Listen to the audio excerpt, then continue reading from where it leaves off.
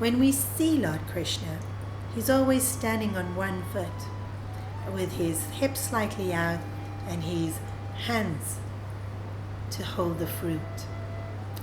And so in this pose, he's referred to as Banke Bihari, having three bends. And very often in dance, it's referred to as the Tribhanga pose. If we stand just on 2 feet, it's so much easier to balance. But when we move away from the center of axis, it takes a little bit more effort for us to stay balanced.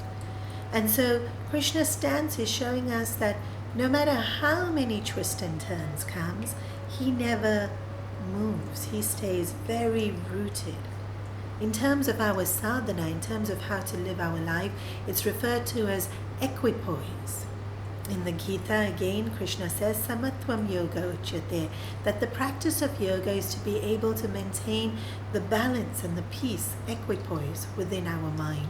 So much keeps happening from the world outside. It could be weather or traffic. It can be a conversation and relationships, work tensions, or pressures of making sure everything is perfect because we want to please somebody.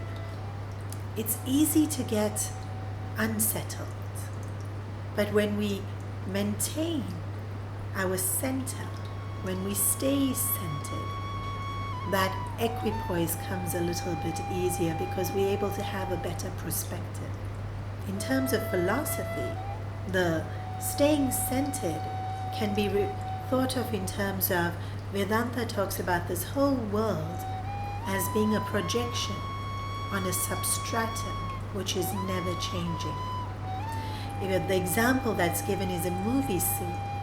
The light flickers on a white sheet, and that white sheet, no matter what happens in the movie, whether it be tsunamis or fires or arguments or fights or bullets or bombs, it's totally unaffected.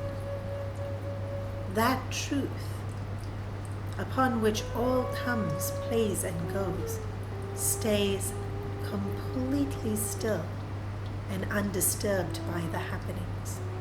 Krishna's stance is to remind us that truth can't be shaken. And when we try to live it in our lives, our faith in goodness and our commitment to goodness can't be shaken either.